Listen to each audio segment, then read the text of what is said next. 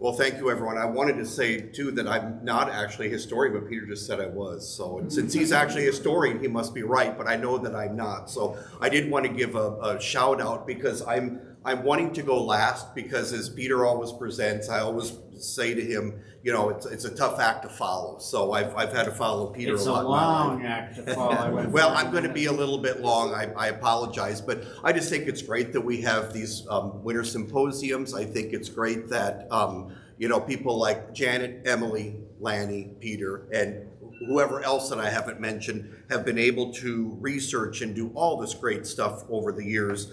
It truly keeps the Amana story alive and out there. So it's humbling just to be able to give a talk on the same day or during the same symposium as the rest of them. So like Peter said, I did some research. There was what was called the German Iowa, German Midwest initiative that was happening through the University of Iowa to celebrate the centennial of the America's entrance into World War I. And some of this is, you know, was already translated stuff. Some of it's been out there a little bit. Back in 2008 or 9, there was a special exhibit that the museum did on pacifism and Amana's role throughout the ages in, you know, in war. And so a lot of what I'm leaning on, again, I'm standing on the shoulders of giants. So, and because I'm not a good speaker, I'm not going to try to be humorous at all, I promise. I don't have the timing for it, but I am probably going to have to read most everything because I've not revisited this in several years. So, so our roots of faith that we have, so the church, the community of true inspiration, it has to me sort of, there's three inputs that I like to call, they were forged in fire. And so there's three different things that sort of are cause the church to come into existence. And I believe that they're all the byproducts of war. First, Philip Jakob Spener, the Lutheran minister who wrote his book, Pia Desideria, in 1675, he would probably have either remembered, or for sure his parents would have, his congregation would have remembered the 30 Years' War going on in Germany. So that's the first thing. It is the work itself assesses the weaknesses that he saw in the Lutheran Church at that time, and he offers about 6 solutions to solving those. And that reform centers on a personal relationship with God through Christ, devout study of Scripture, and the reestablishment of the priesthood of all believers. So instead of looking at religion as a macro thing, so we are this religion or that religion, and looking at it as a group, he believed that people should be looking at the relationship with God individually. And that was a belief that was already out there. It just they needed to record that and move forward with it.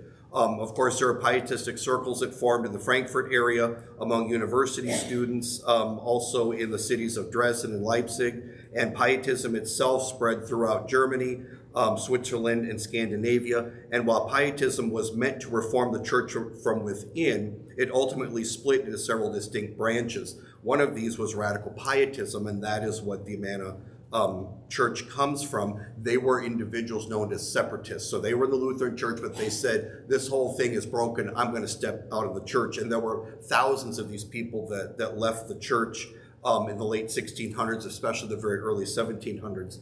And today, I guess we can tell there are a lot of these separatist groups throughout time, and there are also a lot of smaller groups that believed in pacifism as a way to live their life. And some of those groups throughout history and even today are the Shakers, the Quakers, the German Baptists, the Bruderhof, the Moravians, and then there's one branch of the Methodist Church here in America that had very strong pacifism views. And so yet in America, once those groups come here, sort of their belief evolves over time. The second step towards it was the belief in inspiration itself, and I will lean on some quotes here from Peter. He gave a really nice talk here in 2014 that we can trace the modern belief in inspiration, or the practice of it, to the rugged Cevennes mountains in southern France in the 1680s. There was a regional group of French Huguenots who offered a resistance to the French military following the revocation of the Edict of Nantes, which removed the protection given to Protestants in the country of France. And while many Huguenots fled to other countries, the Camisards, this one small group of them, remained in the mountains, and they came under pressure to convert to Catholicism. So around 1700, a number of these, and a lot of younger, like teenagers, began to speak out in prophecy. Proclaimed in a millennialistic and somewhat militant manner, these ecstatic speeches helped spark an armed revolt against King Louis XIV's forces between 1702 and 1710. And some of the participants in that rebellion found their way to London, and they established a separatist community and continued to speak out prophetically, and they came to be known as the French prophets. Several of them undertook missionary journeys. There's a whole history to that I'll leave out for today. But in 1713, they spent time at the University of Halle, in the city of Halle in Germany. It's in modern-day Sachsen-Anhalt, I think. And there they met with August Hermann Francke. And so that's where the Pot Brothers from our church, the Three Prophets, come from. And those Pot Brothers end up coming to the Ronneberg area in 1714. And that is how we end up with that belief and inspiration. And some of those other religious minorities that were living in the Ronneberg area, again, there were other radical pietists, there were Waldensians, Moravians, conservative Catholics, and Orthodox Jews, all sort of living crammed together. And then finally, the third piece to the puzzle, which is why they were living together, is that there was an Edict of Tolerance in 1712 that was given by Earl Ernst Casimir I of Jessenberg-Bietingen. And he declared it shortly after taking over his family lands. Educated at the University of Halle, the Earl himself, a Calvinist, had witnessed the results of the devastation of his lands and local population by way of the 30 Years' War and bubonic plague. And he wanted to rebuild his local economy and hoped that the refuge he provided to these religious minorities would be enough to return his lands to prosperity. Now that basically means he was looking for taxpayers, so he invited all these religious dissidents to come and live there, but he also had that belief himself. And along with another ruling family in that area, in the General Wetterau area there, they welcomed these minority believers who brought along their expertise in book printing and cloth weaving. That's one of the reasons that we have our woolen mills. So as we all know, Peter alluded to it during his talk, starting about 1840 or so, there were a number of inspirationists living at the estates. They're coming together, they're formalizing this community where they had been sort of, I guess in my opinion, a loose band living in Swabia, northern Switzerland, Saxony, Alsace, and Hessen. By the 1850s, there were few inspirationists living in their old haunts, and there's a historian named Max Goebbels, who was a contemporary. He went and actually interviewed some of these people, and he wrote several tracts about them. And he cites that Christian Metz's purpose for the revival that they were experiencing was that he wanted to build a community of faith. And what started in Germany would have to be completed in America. And in all, about 2,600 people left Europe and then came to America to form the Ebenezer and later on the Amana Society. And again, once they're in America, the church governs, or the leadership governs everything. So if we were going to eat this, we were going to eat this on Thursdays. If we were going to be pacifists, they were going to say, well, you can't, no, you can't go off to join war. And we do know that there were some men that left under the cover of night and ended up joining the military, like during the Civil War and at other times.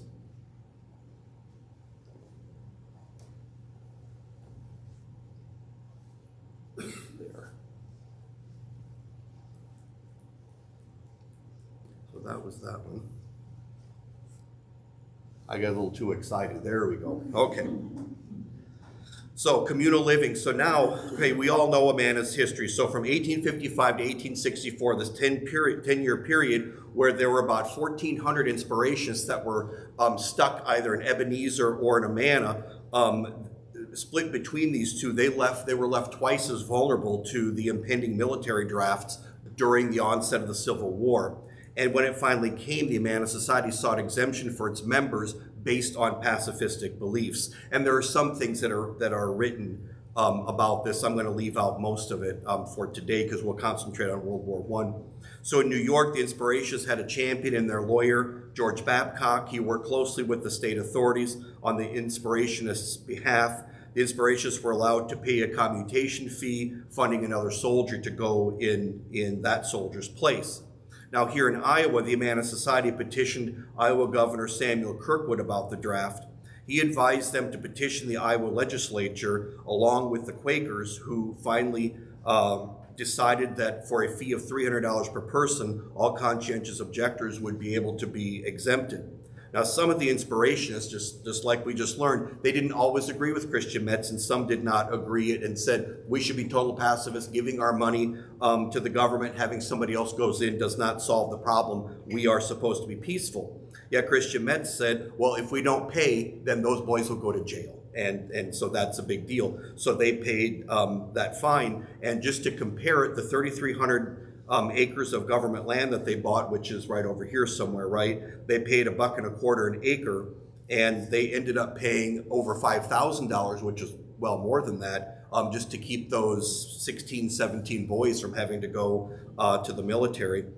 And in August of 1862, a letter from Amana church elders to Governor Kirkwood, we hear one of the many written appeals, and this is a quote. Our members left Germany because of religious pressure against our beliefs, one of which especially concerns the military conscription process being used in the current internal war. We do not believe in the carrying of arms or weapons in accordance with the scripture and teaching of the Lord Jesus Christ.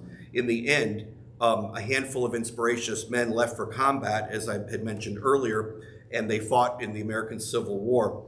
Their departure from communal Amana essentially forfeited their identity as Inspirationists, because we'll see later on in World War I, if you weren't here, they could not protect you underneath the umbrella of being pacifists. So moving on then, now we're going to fast forward now finally to our theme, which is the early issue, or the issues in the early 20th century Amana society, and there were a number of ones. In the few years leading up to the American entry into World War I, which was April 7th, 1917, I believe, the Amana Society has always dealt with many different issues. As a religious community first, it was always preparing for some upcoming special prayer service that was observed by all members in all 7 villages. Planning, logistics, and execution were always top priorities. If you think about when they did their communion and how they did that, it was all, took the entire community away from their work, and there was a lot of planning and organization with that, plus all the local economy and all that. In 1914, the elders reprimanded the community members because they felt that the outward Christmas celebrations and wedding receptions were becoming too worldly, so that was another fight they were having. In 1915, the elders warned that participating in the popular pastime of baseball or attending a game as a spectator could result in being banned from worship services, which would have been a terrible punishment, right? So the society had also become the focal point of criticism from other communities regarding the overabundance of alcohol. Visitors were frequently indulged with homemade wine and other spirits. These reports drew the ire of the state government. When finally the state attorney addressed his concerns in writing to the Amana Society, citing that fines and jail time would be the punishment for those found guilty of producing and selling alcohol without a license. So again, the elders are chasing the kids around, so to speak, trying to get them to behave. And then after 1900, we have several hundred young people, and that was what it was written in a newspaper article. There were several hundred young men or couples living outside of the Amanas for various reasons. Basically, they didn't want to live here because of the communal society. Due to the scarcity during World War I, the elders also, and this is leading up to World War I, when they started to ration, they took a real hard line with the people who left. And, as we all have those family stories, right? Uncle George came home and he would, shake in his pocket and say, look, I got some money here. What do you guys have? Nothing. You should leave too or whatever. But if you look into it, there were a number of these folks that were raising their kids outside, but when things got tough, they brought their kids back to the community, then they took off again. So the society was feeding people who wanted to be gone because they didn't like the society, feeding their children. So that all had to be dealt with as well during that time. And so I've got a few quotes here that I'm going to read. This is was done by the Elder Council decisions, and it was done here in Amana, February 13th, 1917. As a result of the great and terrible war in Europe, this country has also been drawn into involvement. We wish to make the members aware and warn them that in what they say, especially to strangers and outsiders, to refrain from all passionate taking of sides and exercise great caution, or better yet, not to allow oneself to get into an exchange of opinions with those who think differently. Goes on. The intolerance of the officials in Germany made it necessary for us to immigrate and establish a new home in the United States, where over 70 years we have enjoyed precious civil and religious freedom under the free and liberal institutions and laws of this land. And it goes on. Therefore, out of gratitude for the great benefits and precious freedom of conscience that we enjoy in this land, we have a duty to show ourselves loyal in word and in deed toward this our fatherland, and to avoid everything that could set us in a false light and arouse animosity towards us. This is the final part here. Rather, that God might repeal the great dangers and tests that we all would need to suffer in the principles of our faith and free exercise of conscience, and especially our younger brothers, if universal military obligation were to prevail. And then on April 7th, 1917, the day that America entered the war, the trustees feel obligated to warn the members once more to act cautiously toward strangers and outsiders, and not to let them be carried away, but rather to resist discussions that lead to taking of sides. As a German society, it is doubly necessary to be cautious and act friendly and courteous toward strangers. This is our duty as Christians, even when we notice that they are not well disposed towards us. Nobody wants to suffer a mishap to bring harm to the society because of carelessness or offensive behavior.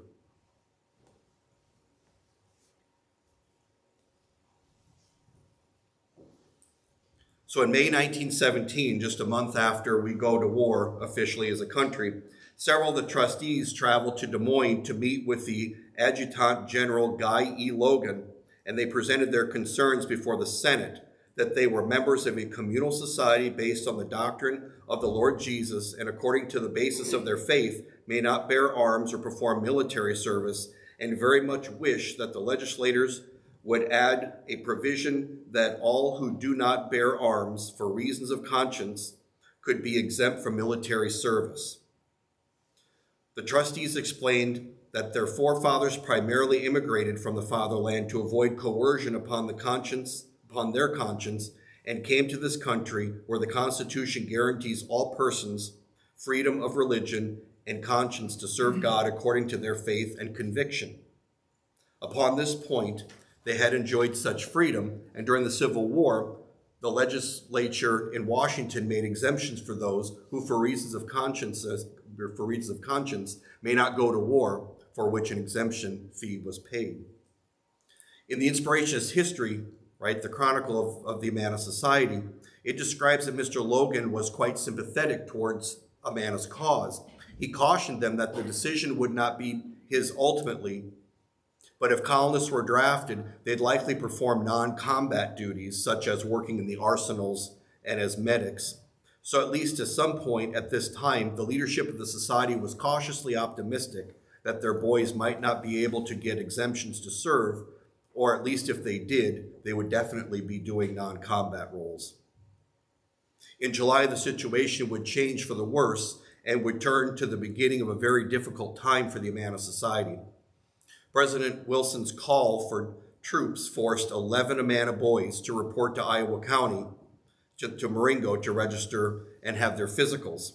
The classifications 1 through 6 were used for the draftees. If you're class 1, that meant you were eligible to go right away. And if you were married, if you had to run your family farm or family business, you had any kind of ailments, then you would go down lower in the classes and you'd be deferred for some time. So the lower classes were the deferments for various non-combat roles. At that point, society leadership hoped that they would receive the favorable exemption for their young men they had during the Civil War. Well, they were out of luck. All who showed up that day in Marengo were appointed to classification 1. And despite the society's strong case against the draft, the first boys were treated as all the others. Now, it is fair to point out that all the draftees at this time were categorized in class 1. until they sought the deferment for those various reasons. This was a serious blow to the peace-loving colonists. Although standard procedure, they considered this classification, the classification 1, as a personal attack by the people of Marengo. The histories essentially say that as soon as it was noted that the members of our community were not allowed to bear arms, a hostile attitude, particularly in Marengo, appeared that influenced the Selective Service Board, and there would be no other way to appeal the decision except through the district board.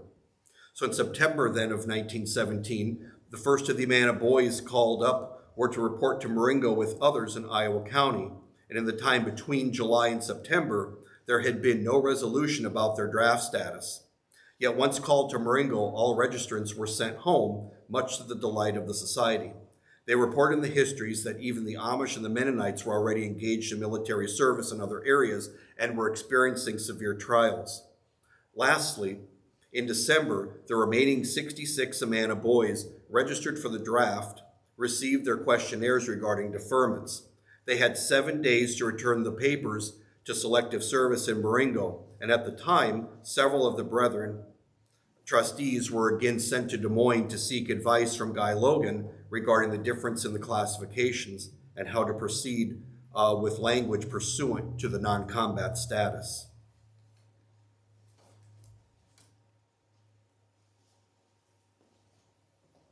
All right, this is everybody's favorite subject during World War I. So now things are going to heat up. Just after the new year in 1918, George Heinemann and Adolph Gepp, who were both from South Amana, they were the trustees who were assigned to getting the guys out. They ended up going to the district draft board again. This time they were successful in pleading their case to have the Amana boys reclassified. It was reported that all the registrants were classified between 2 and 4, meaning that they would be deferred at least for a little while. So far, so good. On Friday, February 22nd, word of Amana's reclassification reached Marengo, ironically the same day that 3 Amana boys were to join the rest of the Iowa County quota of 24 draftees ready to ship out. Because the 3 Amana boys were exempt, they didn't have to show up, and they didn't. 3 others then had to take their place, and that's always been the argument.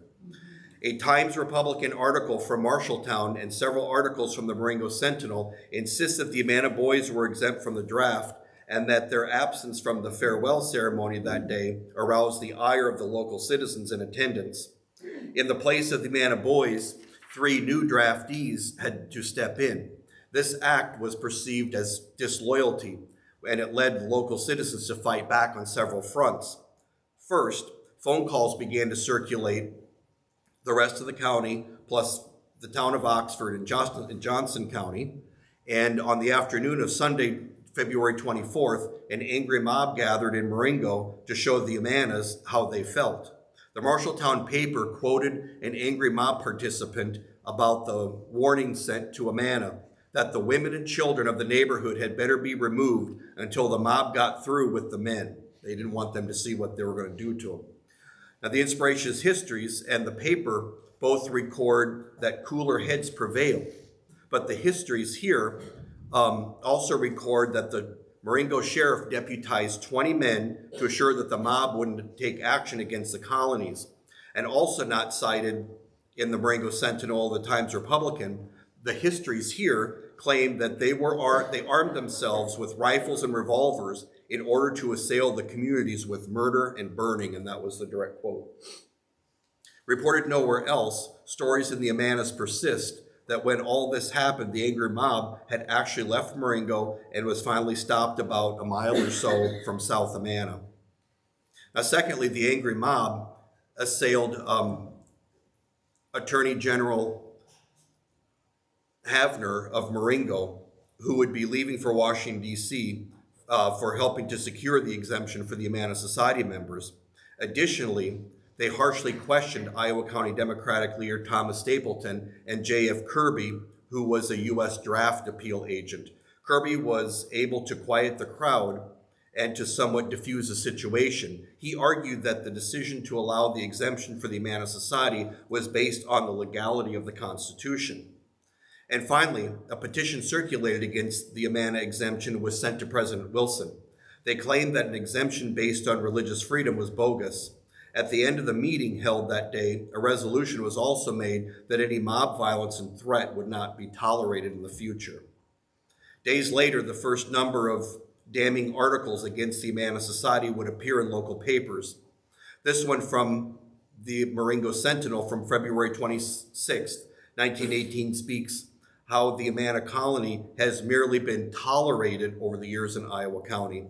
It goes on to correctly cite that 72 Amana men have now been exempt, so 72 others in Iowa County must serve in their place.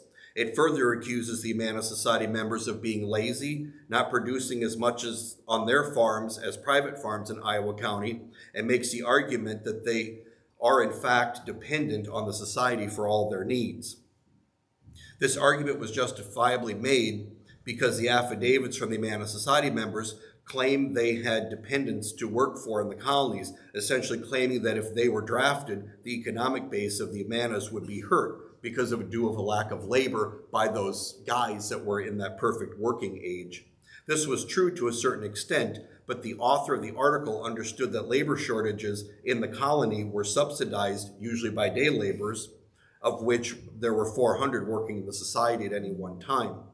Another argument the author correctly made is the fact that Amana Society members were producing and supplying alcohol to others outside of the Amanas during Prohibition and before, when they were producing and selling without licenses. The elders warned that such behavior would affect the society in a negative way, and they were right. Remember that from earlier. Yet in the end, the author couldn't come up with a valid rebuttal to the notion that the Amana Society applied for exemption based on an unbroken line of pacifism seen from 1714 to 1918. To that assertion, the author only says, that rumor is bunk. Interesting enough, on that same day when that article came out, the announcement was made that the German-American Bank of Marengo would change its name to the American Bank. I think we actually have an ashtray at the museum that was donated with that name on it.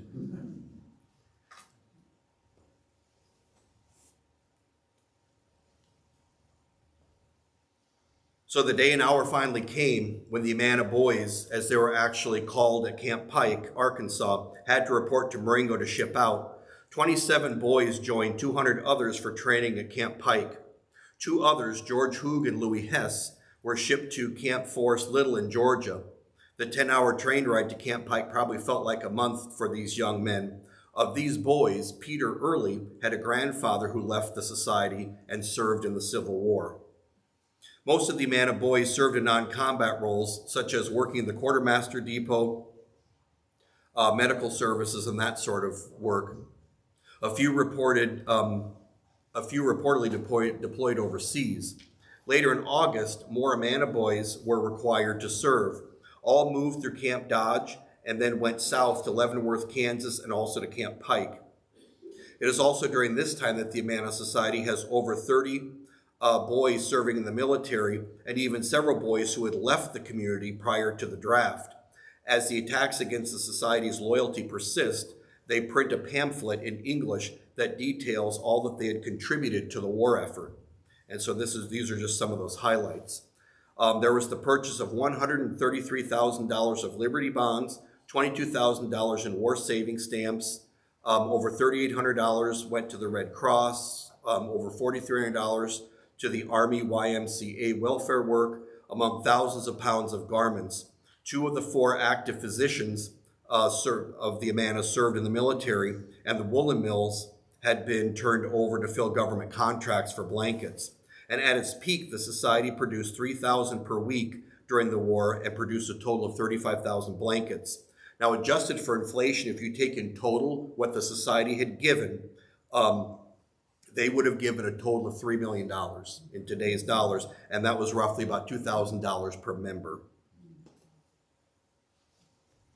And something that I found out after I'd written this, a lot of people used to go to German communities during World War I and really pressure them and say, well, if you're loyal, you'll give some money. So, still in August 1918, the Amana Society faced a PR crisis. Internally, everything that we read tells us that they were very loyal citizens. They were thankful to be able to practice their religion in their adopted homeland without interference, and they believed without question that they could not bear arms against another human being, so military service was not an option, or at least carrying a gun. So to support this notion, a pamphlet appeared in 1898, prior to, obviously, World War I, admonishing members not to own guns, and it's a small pamphlet that also has the oaths and a couple other political voting. And this is the quote from it. "Because of our basic beliefs, we may not bear arms under any circumstances, and neither in peacetime nor in wartime use them, also not in danger against our neighbors. Instead, far more would we suffer injustice as God allows than to turn to violence. As believers, we must trust God as our fortress in all distress and call on him for his protection and shelter day and night." The Amana Society looked to improve its public image, so it participated in an outing designed to show its best side, its hospitality, its woolen mill, and its food. On August 7th, the Iowa City Commercial Club took about 40 cars of U.S. Army engineering trainees to the Amanas for a picnic and a tour.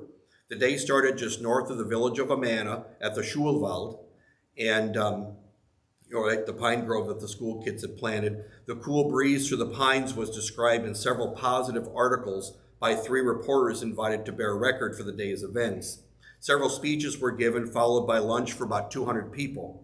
Attendees saw firsthand the woolen mill in Amana and then enjoyed some sporting events by the soldiers. There was boxing and then also a 4-inning game of baseball. In one article, it was noted that the older generation in Amana knew no English, and the Babel proclamation had made it difficult for them to attend their prayer services. And by the way, when they had just regular Allgemeine Versammlung, regular church, when everybody was in the main building, they gave no commentary because, right, the Babel proclamation said you cannot speak German in public, but they believed they could pray, read, and sing. Also noted was the fact that the Amana Society also produced flagpoles. The Iowa City Daily Press, the Iowa City Citizen, and the Williamsburg Journal-Tribune gave the Amanas rave reviews for their loyalty to their country and fine hospitality and food. With permission, the Amana Society reprinted the articles as a small pamphlet for distribution when they faced any kind of anti-Amana sentiment. And I believe there's still probably hundreds of copies of those in the archive. So, and although the picnic had been a great hit, in January 1919, attacks on the Amana Society persisted, mainly by the Marengo Sentinel and the Marengo Democrat papers.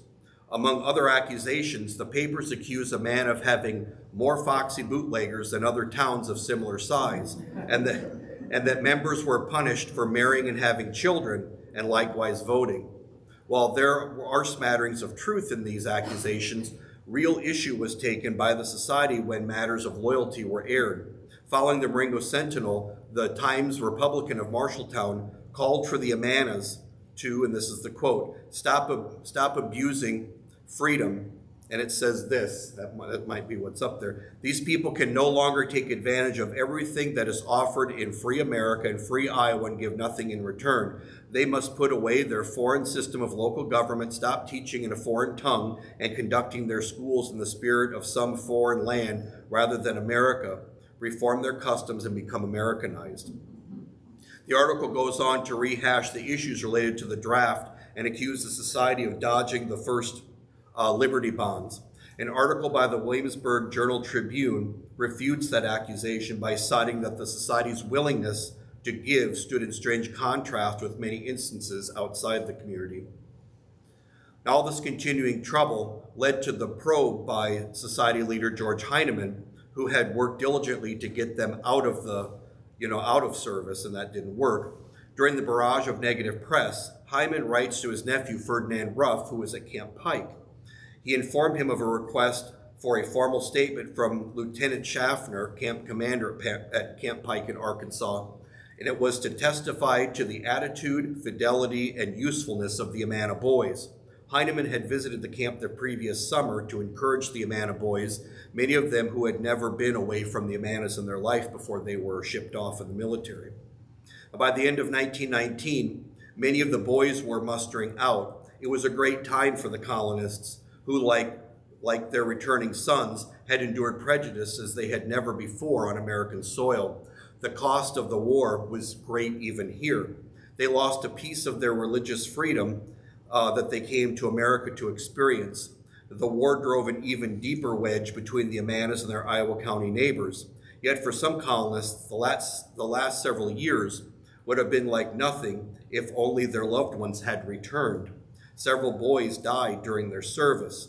2 were members at the time of their induction, and 2 had just left the Amana several years prior, and all 4 of them died of influenza under different circumstances. And I'll just give you guys a quick rundown of that, and then I'm pretty much done. Jacob Marshall from Homestead was a medic. He contracted influenza serving patients. When the news came home of his illness, his family took the long train ride to Camp Pike, and actually they were down there prior to that. His family returned home and all that, and as a matter of fact, he is probably the most recorded person of the 4 who died. It says too, when his father and another elder returned home and they had the funeral service for him, they had to social distance, so only immediate family could come to the service. So, and then another boy, George Hoog, was stationed in Georgia. He died half a country away from his small home in High Amana. And Jacob Rohrbacher, who left the Amanas in 1916, died of influenza while serving with the American Expeditionary Force in France. And he was buried in a French military cemetery in Romaine, France, and his remains then were exhumed at the request of the family in 1921. And by the way, he was actually in a bed. He had contracted influenza, wasn't feeling too bad, and they had worse off patients. He said, well, I'll just go out and lay down in the hall. I'll be fine. Well, he got a draft, and, he ended up getting sicker and ended up dying. So, in a humble way, he gave up his seat for somebody who was sicker or worse off than he was, and he paid the ultimate price for it. And then finally, Harry Young died of influenza aboard a ship one day before reaching France. His parents received his handwritten postcard announcing his safe arrival there, which they did while they were on the ship. They said, okay, sonny boy, write your name and tell your folks you're okay. And then his death announcement came at that same time that said that he had arrived safely.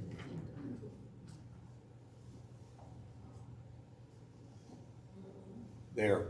Several key takeaways. I didn't want to really, again, not being a real actual historian, I didn't want to take too many takeaways from this, but just a few observations. You didn't hear me talk about any theology, right? We really don't have any theology. So a couple of things that, again, when we open it up to questions, people can either correct me or add to it. But either pacifism was something that was very convenient for small groups to say, oh, we're pacifists, we don't want to fight in your wars, or it was just sort of baked in the cake of what they believed. It was, if we are radical pietists or we are some of these splinter groups, we don't want to be in a war, especially in Europe when the 2 churches backed pretty much every war. And if you were an inspirationist, or if you were a Mennonite or you were a Moravian, the state and the church, nobody liked you. So why would you want to participate with them? There are indeed, not calling them small churches, but I mean the splinter groups like what we are. A lot of them held pacifistic views, and so we aren't the only ones. This isn't an oddity. It was relatively common for small groups.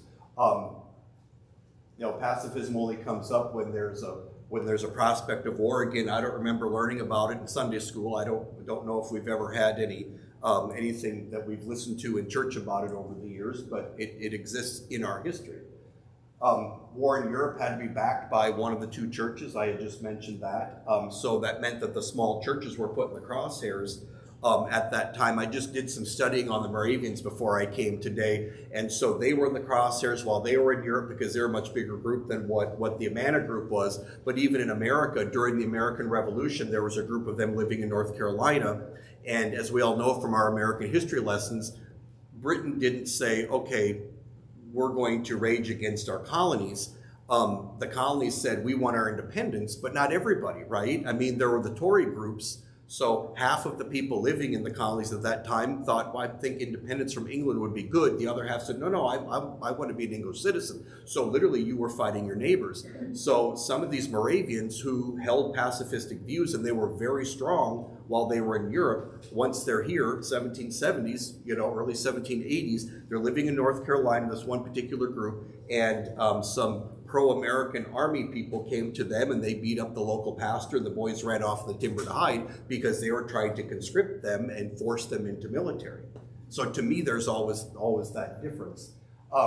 And so I guess the fourth point, America's founding principles brought about an evolution of the practice of pacifism in a lot of these small churches. And that's what I guess the one point that I wanted to make was we live in a creedal nation, right? And we live about individual. And so if we have those beliefs, I guess the church could no longer, the Amana Church after 1932 did make the decisions for those people, but while they were in Europe, a lot of these groups, they were forced into battle. They were just taken. That was a common thing that happened throughout European history. Sounds like they were trying to do it as well during the Revolutionary War, but today we're all Americans and we separate, church and state are supposed to be separated, so we can say as a civilian, I can do my civic duty and go, or no, I guess I can't. So I guess we aren't going to be, hoodwinked and taken off. And then finally, the last thing, what I mentioned before, was the Amana Church, while it was a communal society, the elders said, no, we're pacifist, we're going to get everybody out of it. They actually, if you look on the draft cards for these people, they actually had a stamp, and we had that at the museum, so that got stamped, 80 or 100 times. It said, that these people have pacifist beliefs. And so that was everybody who was here. And then by the same token, there were a number of boys, we always say 27 or 28 men that went off to serve during World War I that were in the Amanas. There were a total of 50, so there were a bunch more. There are another 20-some who were living outside of the Amanas at the time. They ended up getting caught up in it. And there's no way that the society would have saved those boys, so to speak. They would have, maybe if they would have come home, but several of them came home before they got drafted. So those are my conclusions, and I can open it up if anybody has any questions, comments, or anything like that. So there was 4 that passed away from influenza, 2 that were members, but 2 that left. Yes. Before, one of those was disinterred. Yes. Any friend. So if you have left and you pass away, you're not buried in a cemetery, correct? Well, the family requested that he be exhumed. Because it was the government said, I don't remember, help me, there's a grandniece here and Peter's here, so and that was Jacob Rohrbacher. He was, so he was part of the American Expeditionary Group, and when he died, they buried him, and I think the family wanted, because this was the only place where he had family, so the government offered to do that. I don't know if that was a general thing that they offered during World War I, or if it was special circumstances or whatever, but yeah. It took the relatives a long time to get them to bring him over here. Yeah, it was 1921, so yeah, 3 or 4 years for sure. Before they let the body come back over. Do you have a history of any gentlemen or boys who volunteered disregarding any kind of religious or local rules? In other words, they went out on their own. Rebecca we went to a conference one day and I gave sort of this talk, and a lady came up to me and she said, it was either her father, her grandfather was a visvesa from South Amana. We had no record of him. He's recorded in the Amanas, but he was an ambulance driver in France. And so he was here, and then he never came back. So he's one who maybe volunteered, but I don't know, RC, I can't answer that if they volunteered, because we have the draft cards for almost all of them. You can go on Ancestry and find most of those. But I would invite you on Jews, not now. Okay. Like some other ones. Yeah, there are more. Who? Also, there are more than just one. Also in the 1880s, I think, 1870s, there was one person, I forgot the the last name, but you can look it up in the Amana, on the Amana family tree. Just search Russia. There was one Amana person who volunteered. Mhm. He went back to Europe and volunteered in the Russian army during the Russian-Turkish War. Was it, he was the father-in-law of the Fritchett, Shirley and Yeah. Joyce, it's there. I just thought of his name the other day again. Shirley, was his last name Fritchie or it was a different name? But it was Mr. Fritchie's father-in-law. He came early in the 1870s. He left again and then he came back. Right, and after he served in the and I'm not sure if he actually converted to be not a Catholic but a Orthodox. He came back and to the Amana and was accepted. Mm-hmm. You know, and I think similar things happened during the Civil War. Mm-hmm. We too talked about this last week. What really surprises me is your first sentence. There is no formal theology of pacifism in the Amana Church. Somebody needs to correct me if I'm wrong. We don't have it. It's not in it's not in the children's catechism. It's not in the adult catechism. That's the thing I don't understand. It's nothing. Yeah, and the document that the pamphlet that I let you print, there's a part of a testimony, and that's it. Yeah.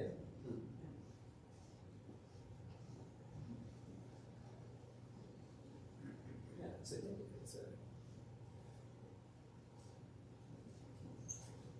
Well, that's it. I know the Iowa game is on. I do see some Cyclone fans, and so I was going to make a joke about that earlier, that I was going to do the Cyclone fans a favor and talk a long time, but